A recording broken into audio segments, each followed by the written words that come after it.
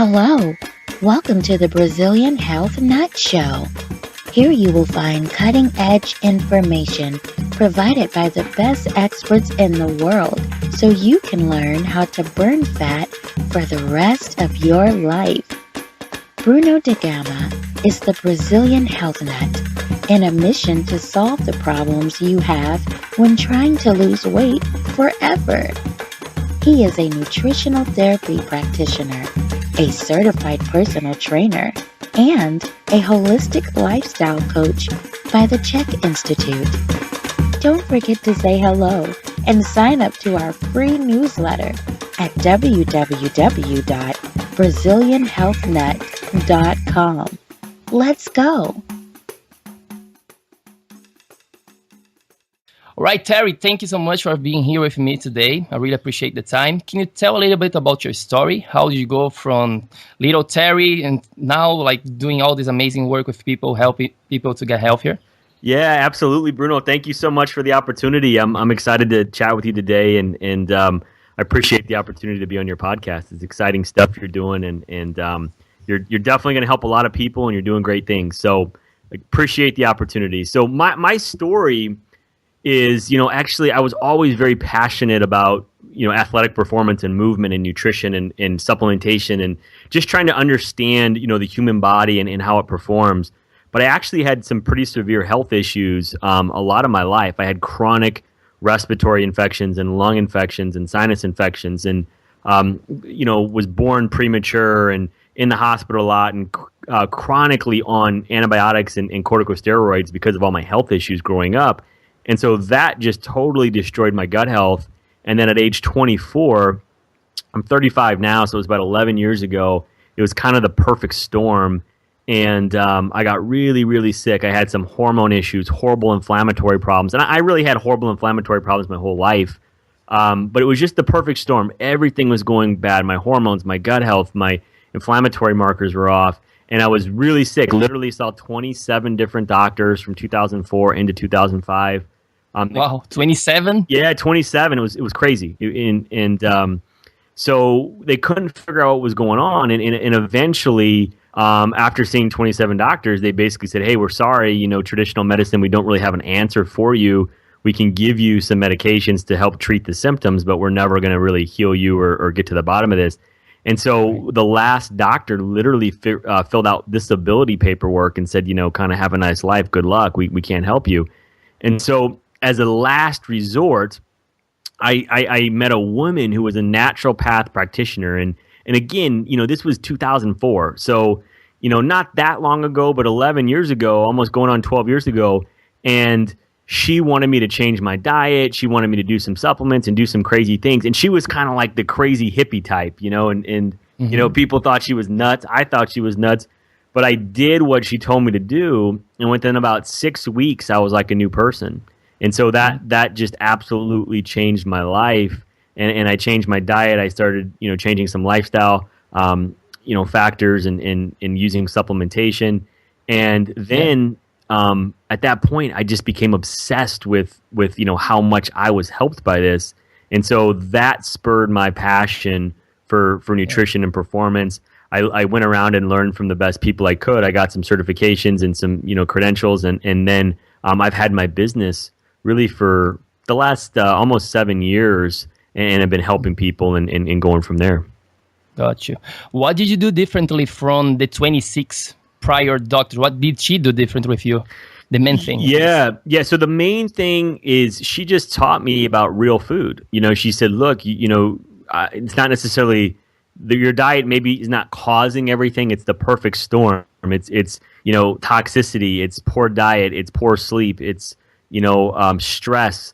All these things have compounded, and the perfect storm in your health is gone. And so the main thing she did is she taught me how to eat real food. So I got rid of sugar and gluten. Those are the first two things I did. I went on a gluten-free diet. I eliminated sugar, and then I took milk out of my diet too. I wasn't completely dairy-free, but I took processed milk, sugar, and gluten out. And all of my respiratory and sinus and lung infections, they went away literally overnight. Overnight? Wow. Yeah. It was that quick. Yeah, it was incredible. Cool. And you have a program called the Paleo Transition. For people who don't even know what Paleo is, can you tell a little bit about the background of Paleo and then why you call like Paleo Transition? Yeah, absolutely. So paleo, Bruno, I mean, you're out there on the internet and doing big things, and paleo is a buzzword, and it scares some people to death, and they run from it, and some people love it, and some people are searching for it, and there's a lot of doctors, even and medical practitioners, that are telling their people now finally to go on a paleo diet because it's very helpful for weight loss. It's very helpful for people with autoimmune inflammatory problems, and so. What paleo is, and I guess, 11, 12 years ago, I moved towards a paleo diet, but I didn't even really know what it was. That wasn't the term at the time. And over time, I've progressed to a paleo diet. I don't think everybody has to be on a strict paleo diet, but I think they're good principles to learn. And so what paleo means is you can exclude things. And so a paleo diet excludes grains, dairy, and legumes. Okay, and so those food groups are taken out of a paleo diet, and a paleo diet is made up of, tons of vegetables, tons of fruit, nuts and seeds, properly raised animal proteins, so grass-fed beef, wild-caught fish, things like that. So it's just moving people towards real food, and the name paleo comes from the Paleolithic era, and that was an era in time where people were hunting and gathering. It was prior to the industrialization of food. And so people had to eat real food. And so it's kind of like, can you kill it? Can you pick it? Can you grow it? And those types of foods are paleo, whereas processed foods are not paleo. So that's kind of the basic definition. Mm-hmm. Got you. I was down in Austin, in Texas, in April this year on Paleo FX. And one of the first talk was about this conception of legumes, like you said, excluding legumes for the paleo diet. Right. And now they kind of like maybe some people can have, some cannot. So do you think we're going to be more towards a specialization, like individual diet for each person on the future? Absolutely. And that's a great point. And I think legumes are kind of the piece that are probably the least strict or the least offensive in a paleo diet. I mean, most people need to look at grains and dairy first and see how they do, and maybe they're okay with legumes. You know what? Maybe some people, that I work with, they're okay with white rice or with white potato or quinoa, or things like that. So I think, for people who, I'm a big, basketball fan. I'm sure you're a soccer fan, and with your country of Brazil, you're amazing, soccer players or football. But, I tell people it's like in a team sport, you might have like an offense or like plays that you run, and that's just the general plays that you run. But if somebody has a shot on goal or somebody has a shot at the basket, every once in a while you play outside of that script, and it's okay. It's acceptable. And so that's kind of how the paleo diet is, I believe. It's very, very good principles to get people started, to help them understand real food and to help them eliminate some of the culprits. But it doesn't mean everybody has to go by that super strict script. There could be some changes, and people could be fine with those changes. Yeah, definitely. It's more like a template and a lifestyle than just a diet, I think, right? Absolutely. Yeah, cool. So your program is called Paleo Transition. What's the transition part of this? Yeah. Paleo? So what I found is that, paleo, it really works for people, like people who need to lose weight, people who have health challenges, even athletes. It really, really works for people, especially though in the weight loss and the fat burning, deal. And so what I found is that it's very scary though. Like if Bruno, if you tell one of your clients, that you're coaching, hey, no more grains, no more dairy, the average person, that's very overwhelming and very scary. They're like, oh my gosh, what do I eat? What can I eat? Well, of course, you and I know there's tons of things to eat. There's unlimited things to eat as far as vegetables and nuts and seeds and fruits and, properly raised animal proteins. But the average person who eats, the standard American diet or sort of the westernized diet that America has ruined and other countries are following suit, people who are eating that way, I found that, you know what, we need to transition them. And so I put together a program that has different pieces, and it has the main piece is education. So there's like 40 video tutorials and 100 and some pages of documents, and then there's a private online community, and it's transitioning people away from the standard American diet towards a paleo diet. Just like you said, a template. You know, we don't have to get crazy strict on day one, but let's just move you in the right direction. Let's get rid of some sugar. Let's get rid of bread. Let's get rid of soft drinks, pop. And I just move people in the right direction over time, and we just do it like 3 days at a time over a longer period of time, and then people transition away from processed food, away from the standard American diet towards a paleo diet. Right. Yeah, I see that works much better than just going cold turkey, like, oh, let's do this, everything has to be right. I think it's better just small increments, day by day, little things here and there, and then when you see that becomes a habit, and then you can go, okay, so now let's tackle this thing, and now let's tackle this. And that's why when I work with people, I like working more 3 months to 6 months, because I see much better results than just going like cold turkey in the first week. Absolutely. And things will change. You know, what works in week 1 or 2, you might struggle with in 2 months down the line. You know, so you always have to adapt. You always have to make changes. And that's why, like you said, 3 to 6 months is a better time period. Cool. Awesome. I was on the website today, and I saw that you have this thing about the biggest mistakes of going paleo. So can you talk a little bit about those mistakes that people make? Yeah, you know, as you know, I mean, there's so many mistakes, right? I mean, there's so many things that that people struggle with. But I think, you know, probably the biggest mistake, and especially in the fat loss, fat burning world, you know, that you're an expert in, is I think people, especially women, get very scared to eat fat. And so, you know, I think the biggest myth is just fat intake. You know, people get very, very, very scared of dietary fat. And one of the biggest things that I try to teach people is, you know, dietary fat does not equal body fat. And quite often, you know, people, especially women, need to bring in more dietary fat. They probably need to bring in less carbohydrates, but they need to bring in more dietary fat. And so I think just demonization and scaring people of eating fat is a big problem. I think that's a big thing that, like, I try to teach people. I also think that a lot of people mistake the paleo diet as like a totally low carb diet. Okay.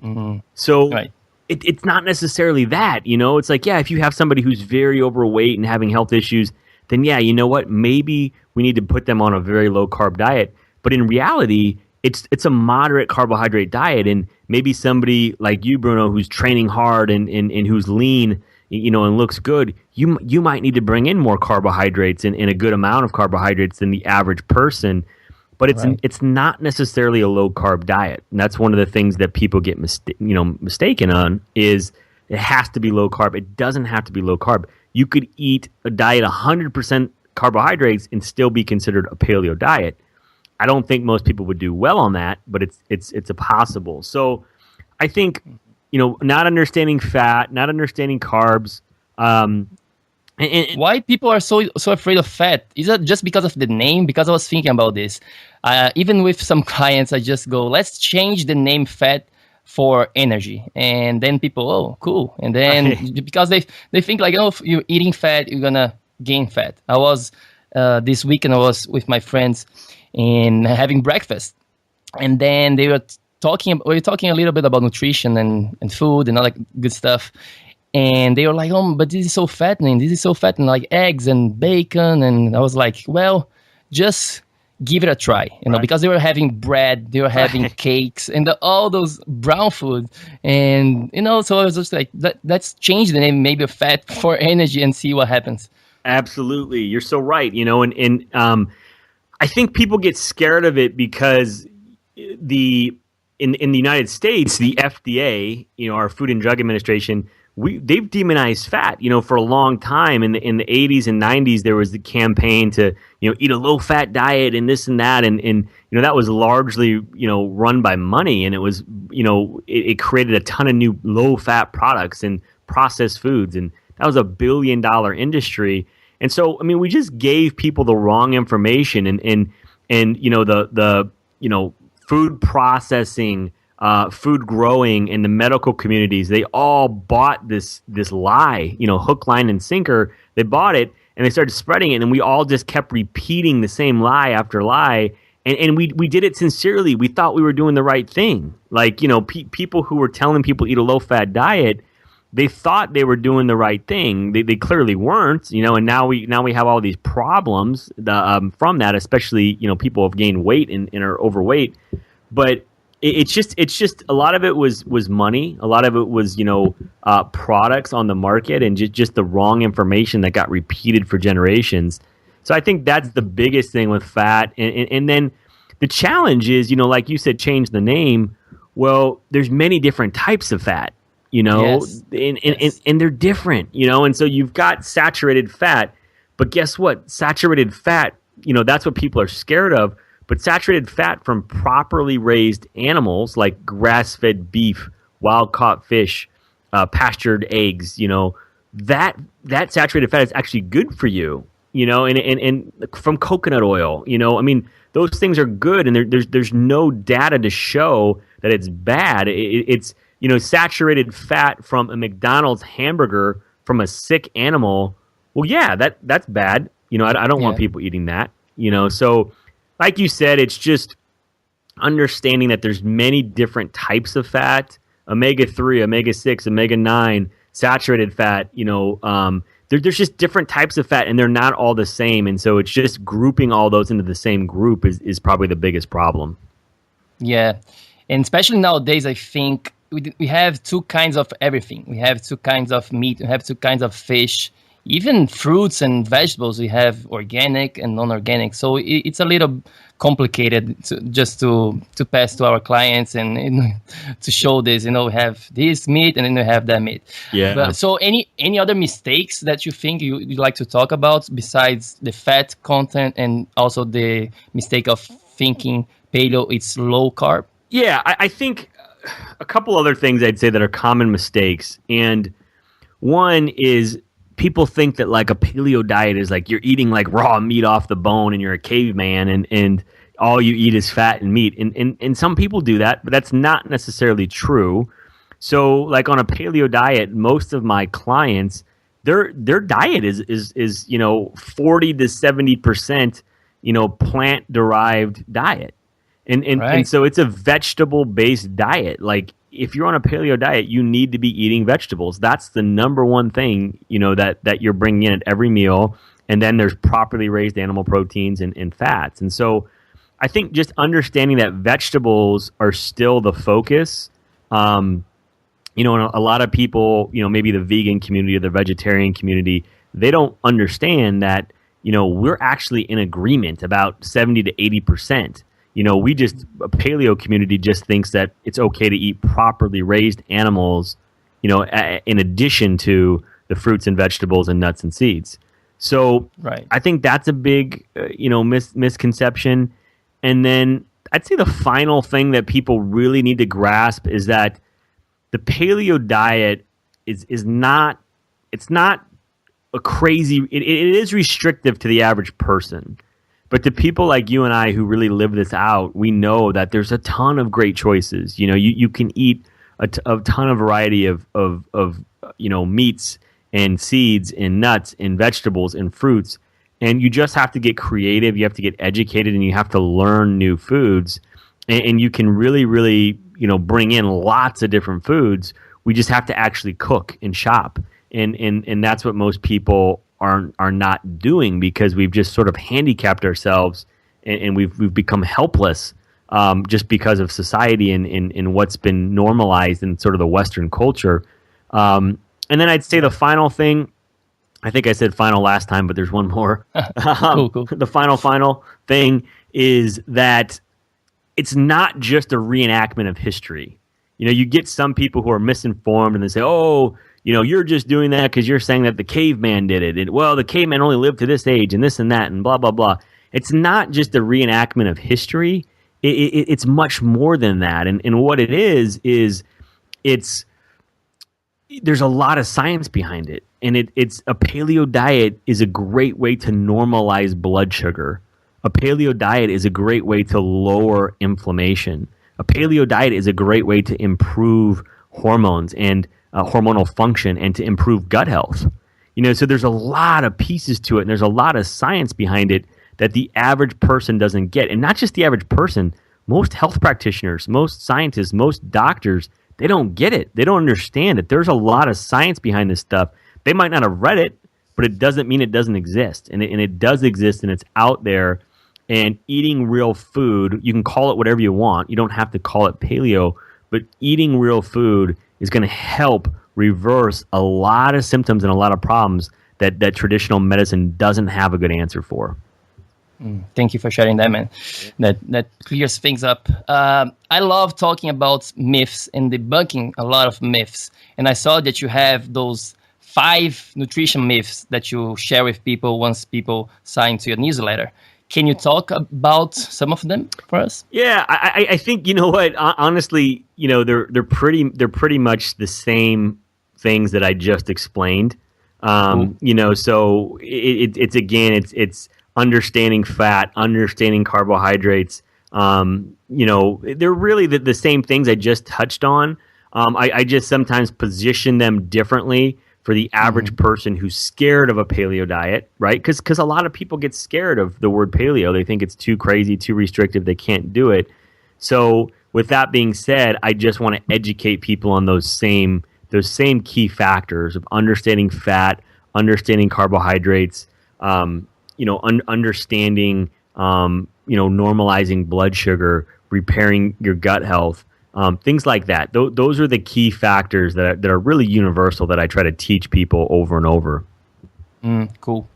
People come to you for a variety of reasons. Maybe they have some issues with autoimmunity, and maybe they're having some problems with weight. What do you do if somebody has a problem with weight and wants to lose weight? What's the conversation that you develop with this client? How do you start this transitioning into a better diet? Yeah, Bruno, it's so funny. I love hearing about your journey. We talked a little bit before we started recording this, and you told me a little bit about your story and kind of what you're working on. And I think it's a journey. Like everything we're doing is a journey. And I'm sort of 11, 12 years into this journey, but really longer because I was excited about this stuff before I even knew I had to do it for my own health. But when you're in the journey, I think a lot of us think the first thing we learn is working out, right? Like, I'm going to lift weights. I'm going to do this. I'm going to do that. I'm going to run. I'm going to do whatever, play a sport. And we think that that's like the answer. And so then we do that for a while. Sometimes we age. Sometimes people have health issues or weight issues, like you said. And so then nutrition becomes the big topic, and then I feel like we learned the basics of nutrition and we move forward. And then I think that a lot of people never get past that. They never get past workouts and nutrition and maybe supplementation. And there's really a lot more to it. And so when I have somebody who's having weight issues, I want to look at the whole picture. And so I do want to know what they're doing to move, what they're doing to work out. I want to know what their average daily diet looks like. I want to know what supplements they're taking. Those things are all important. But what I've found over the last 10, 11 years is that there's way more to it. And a lot of times hormones, gut health, toxicity, sleep, stress, and emotional pieces are also things we need to talk about.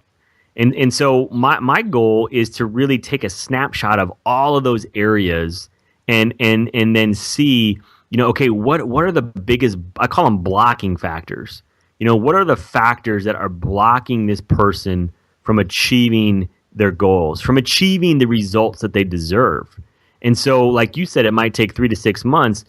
That's absolutely correct and realistic. It's going to take some time, but we need to understand, besides just moving and eating, what are the other factors? And so I address all those. So that's the first conversation is we get into all those pieces. And I want to understand what their symptoms are, what their problems are, how they're feeling, and if there's other pieces of this. Because, one of my mentors, a guy named Sean Croxton from Underground Wellness, and a good friend of mine, in his book, The Dark Side of Fat Loss, he talks about how weight loss is not just a math equation. It's not just calories in, calories out. And if it was, then nobody, people who wanted to be skinny would be skinny. It'd be an easy thing to fix, but it's not. And so I guess that's kind of a long answer to your question. And I'm happy to break down any one of those pieces if you want, but those are the things I talk about on the first day. Mm-hmm. No, that's how I work too. You're seeing the holistic approach. You're seeing a lot of things just besides just diet and exercise, for sure. Let's say if somebody is having problems and with sleep and stress and all the kind, what do you treat first? Is there something that's more important than the other? Let's say they having a good diet and they are moving, exercising, but the stress is high and sleep is high. What is more important there? Oh man, that's so tough. It's tough because it just depends on the person, and it depends kind of on their willingness to change. Because you lived in New York, and I mean, talk about like a high-paced, high-stress life. Everything's expensive. People are working around the clock. They're partying. They're going out. There's a lot of pressure. To dress a certain way, to be a certain way. They live a stressful life. So, I mean, it's one of those things where I think, you got to stop pouring gasoline on the fire, right? Mm-hmm. So you got to figure out, what are you willing to do? And so if somebody's eating well and somebody's moving, probably the next thing I'm going to do is probably add in some supplementation, maybe to help repair their gut health or help repair their adrenal health. That's probably a good next step. But then, do you have a list of supplements that you always recommend, or it's very individual? It's pretty individual. I'd say that there's probably two supplements I recommend to nearly everybody, and the first one is vitamin D3, and the second one is called Protandem. And Protandem is an herbal product. It has 5 herbs, and it's amazing for adrenal health, amazing for inflammation, amazing for stress. And so those are the first 2 products I pretty much recommend to everybody. But then after that, it's going to depend on if somebody, has liver issues or if somebody has adrenal health issues or gut health issues. After that, it's going to be pretty individualized. Mm-hmm. Cool. You mentioned a little bit about calories. What if a person talks to you about, it's just about burning more calories and eating less and all that kind of talk about counting calories? How do you deal with that? It's tough because everybody's been brainwashed by that, right? I mean, your clients all come to you, I'm sure, and that's what they want to talk about. So I try to educate people, and I let them know, hey, look, calories at the most basic, at the most basic level are, one thing we can control, one thing we can measure, okay? But they're not the end-all, be-all. And so that's where sleep, stress, gut health, and hormones come in. And so gut health and hormones are really, really, really the important piece here, because I can take somebody who's eating, call it a female who's eating 1,200 calories a day, but she's eating a low-fat diet and she's eating, grains and dairy and things that she thinks she should be eating. And I can actually probably bump them up to about a 1,500 calorie or 1,800 calorie a day diet, but it's all real food. It's low sugar. It's no grains. It's no dairy. It's all plants and properly raised animal proteins and some good fats. And we can see them actually start to eat more food but lean out and look better and feel better. And a lot of times that's because we're normalizing blood sugar, we are healing gut health, and we're getting rid of maybe some food sensitivities or food allergies that they had, and we're lowering inflammation. And so when we do those things, those are the other factors that are not accounted for in counting calories.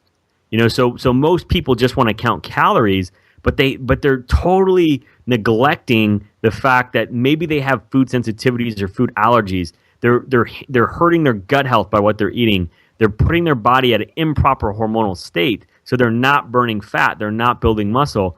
So that's kind of the first conversation I want to have with people, is understanding that calories at the most basic level are one thing to measure, but when you go all in and you really take the holistic approach, you start to realize that there's other things that might be more influential, might be more important. And I think gut health and hormones are the first two to address. Cool. Yeah, you mentioned a couple of times gut health. How do you start by healing the gut? Where should we look into? Yeah, so it's a complicated thing, and it depends on who the person is. And so like I had some major health issues and was put on way too many antibiotics and corticosteroids and drugs, growing up because I was so sick.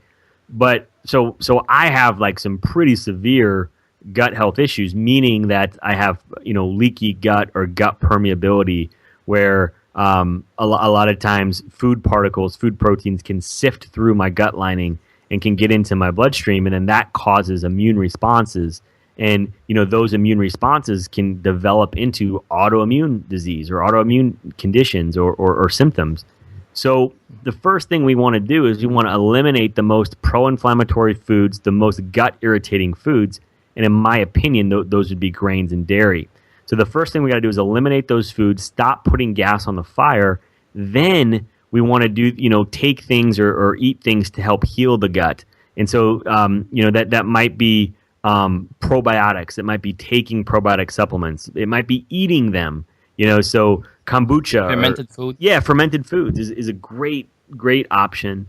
And then it may be for people who have more serious issues. You might have to use other supplements, to rebuild the gut lining, like L-glutamine or colostrum or secretory IgA type supplements. So there's a lot more to it for the complicated person, but for the average person who wants to lose weight, it's probably going to be eliminating gut irritating foods, eating some probiotics or taking some probiotics, and then just sticking with that over time, and the inflammation can go down. And a lot of times, people who have bloating or who their stomach doesn't look good, or they feel it doesn't look good, a lot of times that's toxicity and gut health. And if we fix those two things, their abdominal area starts to just look better.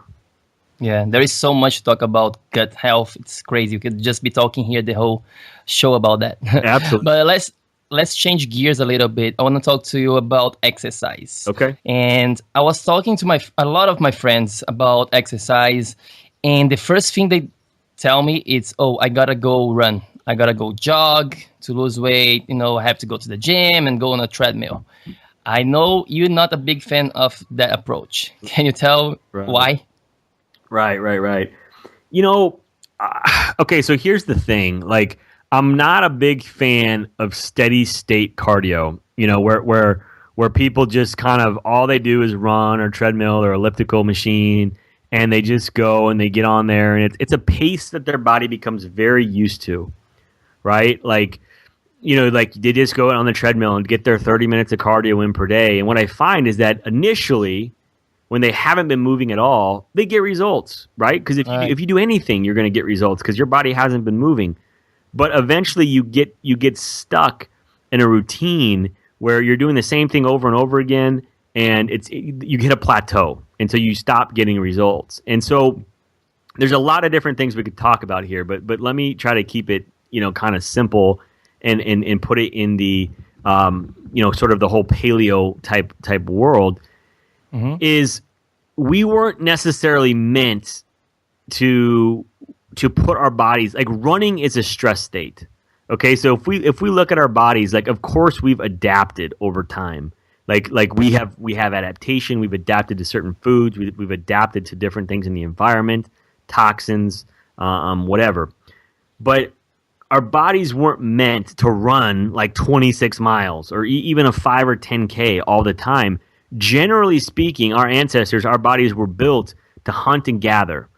So we walked, we lifted heavy stuff, we sat around, we had community, we ran from a predator, we killed a predator, but it was generally like very acute, like short periods of time, where we climbed a tree or we had to run from a tiger or whatever. Mm-hmm. And the running response, our body perceives that as stressful. Because it's like, oh my gosh, what's going on? You're running. You're running from something. And so when we put ourselves in that state all the time, we generally it becomes a chronic state, and so it's chronic stress to our body. And I believe it's not putting ourselves at the right hormonal state. So, like lifting weights, high intensity interval training, yoga, just movement, like switching things up, I think is good. And I don't think anybody should just do the same thing over and over and over again. But I'll tell you that like, some people's bodies do respond well to cardio, but the average person needs to switch it up way more. They need to lift heavy weights, move, and they shouldn't just do cardio because, if we had a contest and, you and I were training people and we were going to get $1 million if we won, I long, slow cardio would not be part of my training. It just would not be part of the plan. So Gotcha. I don't know if that answers your question, but yeah. No, you mentioned also about high intensity interval training. In fact, right before the call here with you, I was at the beach. I live 7 minutes walking to the beach here in Brazil, and there is a dune there. And I always go there to do my sprinting training. So I took my brother there. We just came back from vacation, so it was not like a hard workout, but we did couple of 5 to 7 sprints and 10 minutes and we are done. I'm still sweating here as I talk to you because I just came back from the beach, from the training, and it's amazing. Can you elaborate more about the high intensity interval training benefits? Yeah, I mean, here's the thing, like the higher intensity training is going to cause, more adaptation to the body in a shorter amount of time. And a lot of times it's going to have a better effect on fat burning, So and maybe if you did something where you incorporated sprints with some heavy lifts with some gymnastics movement or something like that, your body you can get a lot more done in a short amount of time, and your body as you recover from that is going to continue to burn fat. It's going to continue to burn fat. As opposed to long and slow cardio, that actually can put you what's called in a catabolic state, where you're stealing muscle. You're stealing your muscle for energy, whereas you want to be put in a more of an anabolic state where you're building lean muscle and you're burning fat. And so just it's very, very simplified approach. Not getting into all the details, but just generally speaking, lifting heavy weights, sprinting, doing high intense interval training, those types of things are going to put you in a good hormonal state that's more anabolic and going to help you burn fat and build muscle. And so that, the best example is look at an Olympic sprinter versus an Olympic marathon runner. Yeah, definitely. Which one would you rather look like? I mean, the sprinter looks like a Greek god, and the marathon runner looks like they're dying. Yeah, definitely. So that's just a little example of that. Yeah, and as I was going to the beach with my brother, I saw like probably 10 people jogging and 0 doing some kind of sprint. Like nobody does it. It makes me so angry. Like I just want to go and talk to these people. And there is nothing wrong with that, doing that once in a while. And sometimes I do. I just go for an easy jog just to relax and just to sweat. But I see that's all they do. Right. And then that's the problem. There is no hormonal response there. Your body adapts, and then they don't change their body. Right. And it's go ahead. And on top of that, it's if you enjoy the sport of running, good for you, do it. Or cycling or swimming, good for you, do it. There's benefits there because it makes you happy and it lets you compete. But if your goal is weight loss, like you and I are talking about, that's not the answer. And so, we want to move people towards what we're talking about. And it's sad because, I go to a lot of different gyms, or I'll visit people, or I'll travel. And it's so funny because sometimes I'll see the same people at the gym on the cardio equipment like 2-3 years later, and they actually look worse. They actually look in worse shape. And they've just been doing the same thing. And just like you said, you want to just grab them and shake them and be like, what are you doing? Yeah, and that's why we're doing this today, man, just to spread the word and about that. If they're ready to listen, amazing. They're going to get amazing results. Anything else I didn't ask you that you want to share with us regarding weight loss or health or really anything about health in general? I think one, I just want to, congratulate you on what you're doing. I think you're doing some awesome things and spreading the word and you're taking risks and you're putting yourself out there and you're following your passion. So I congratulate you on that because that's amazing. Thanks. And it's, we need more people like you, who are doing that. But I would just say, as I do this, and I just go through life and I learn these things, I would just encourage people to just never stop learning.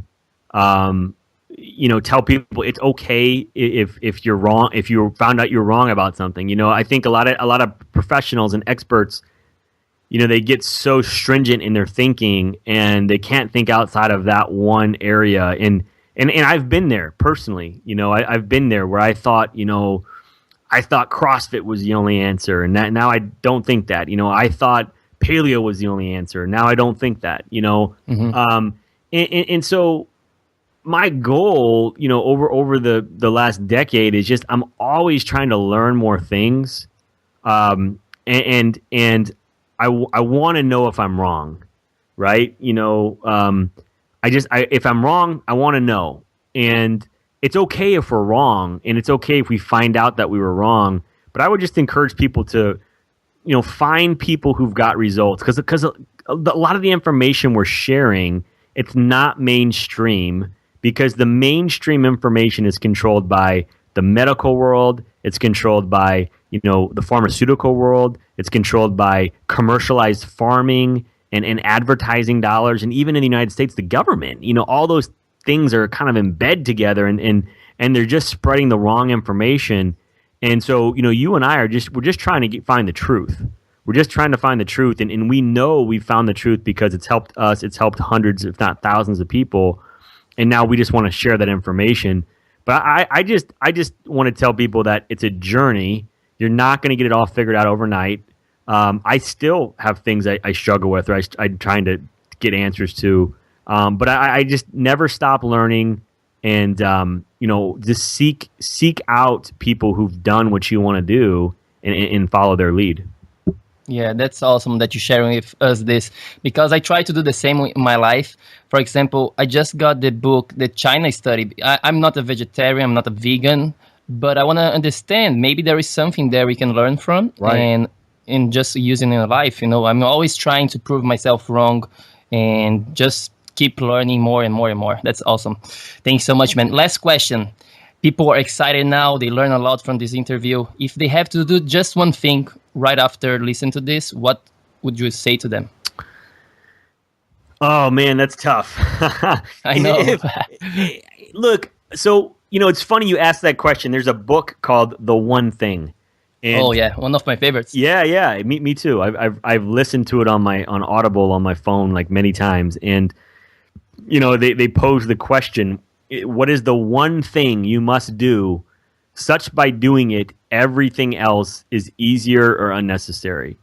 And I think in this journey that we're trying to help people with fat loss specifically, nutrition is at the base of it. Nutrition is definitely at the base, the probably the biggest piece.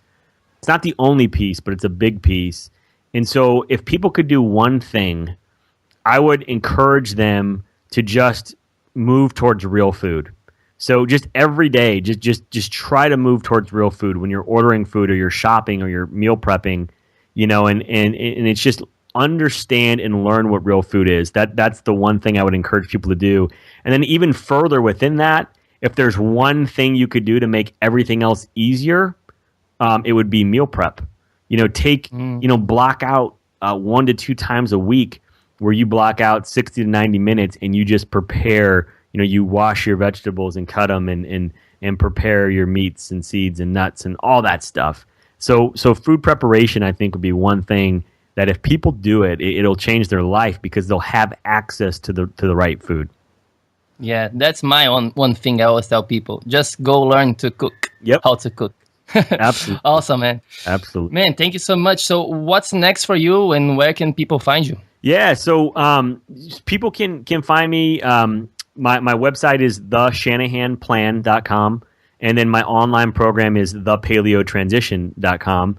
And so right now, my next thing is I've partnered up with some people, and you and I have to talk about this. We'll have to get you on as a coach in the future, but I've got an online body reset program starting at the beginning of 2016. And that's really kind of my focus right now, is just trying to create an online community to help the most people, and sort of move away from the one-on-one coaching and consulting, where I can just help more and more people. So that's really my focus right now. And, would love to get you more information and share it with you and your people in the future. But yeah, and if anybody wants to contact me, they can even email me. Terry at theshanahanplan.com is my email. Cool. Man, thank you so much for your time.